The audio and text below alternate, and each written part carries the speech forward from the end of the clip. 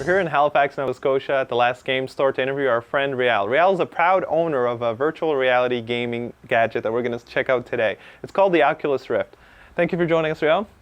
Pleasure to be here. Can you tell us exactly what the Oculus Rift is? The Oculus Rift is the most recent and I think still to date the most promising consumer-level virtual reality head-mounted display. Very cool, very cool. So this gadget is not actually out yet, right? I mean, its release date isn't even known yet. How did you get a hold of it?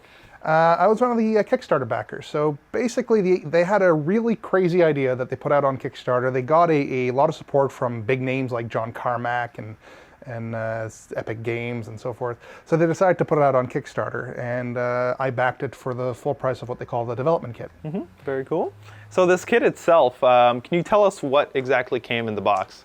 Well, there's the Oculus unit itself. Then there's a surprising amount of stuff, actually. Beyond the headset in the breakout box, there's an HDMI headset, an HDMI to DVI converter, USB ports, a USB cable, a spare HDMI DVI cable, and just about a power adapter widget for anywhere on this globe. And some software for developers to hopefully get their hands wet? You can actually download all the software, or the development kit software, off of their website. Once you're a backer or you've ordered a development kit, you actually get a login that you can use on their site.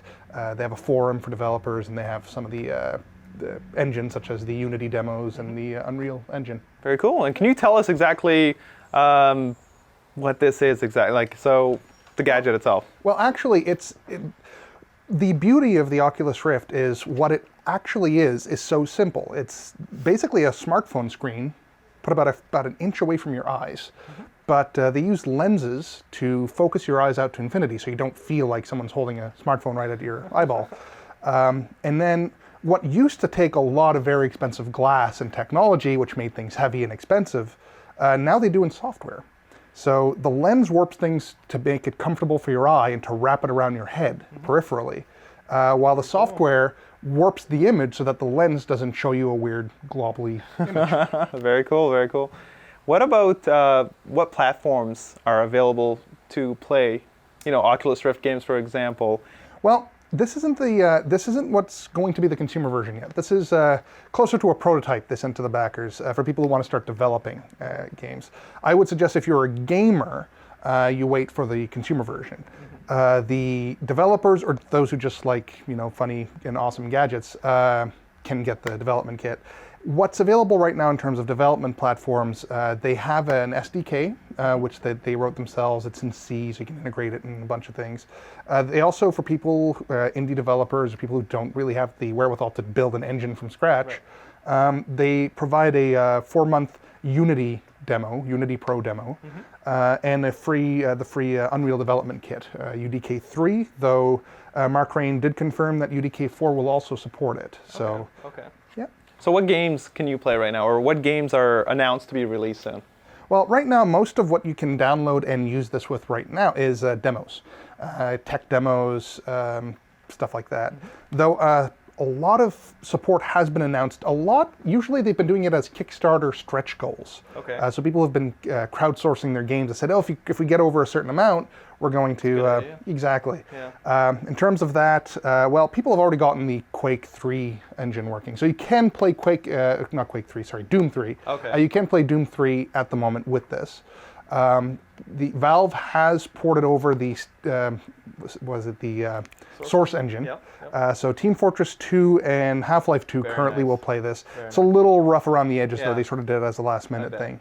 bet. And in terms of future support, Chris Roberts' new game, the Wing Commander guy, is supposedly going to support this. There's a beta of Strike Suit Zero, the other crowdsourced big game, Very cool. has support for So it. what do you have for us today? What can you show us? Well, what I'm going to show you right now, so unfortunately, it's not so easy to show what's going on. This is definitely something you have to wear. Yeah. But it mirrors what's on the screen. Okay. So we're going to show some of what's on the screen for people out there to see, because it's not very interesting to show the camera on here.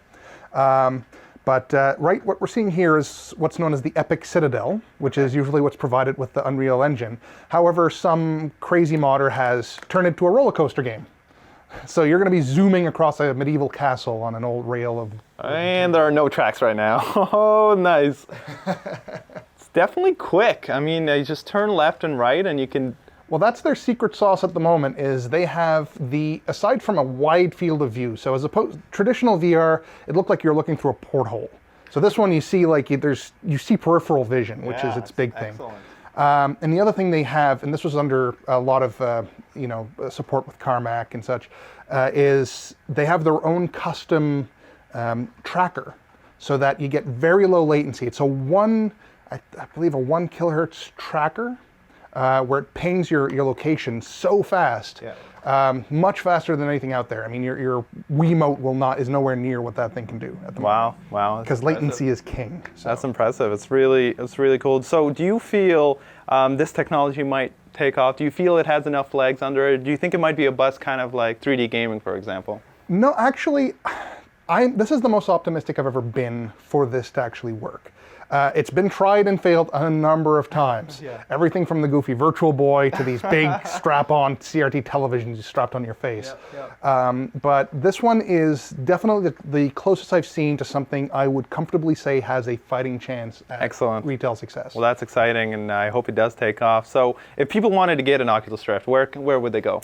Well, if you go to oculusvr.com, they have pre-orders in now. There's going to be a waiting list still. I mean, there's the Kickstarter backers only really got theirs a couple of weeks, I'd say a couple of weeks ago worldwide.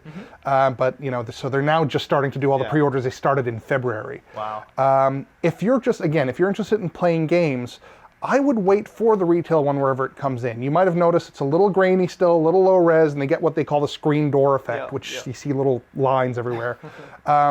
The next version, they showed a prototype at E3 that's a lot higher resolution, a lot easier on the eyes, and it's going to be infinitely better, and it's going to track a lot more things.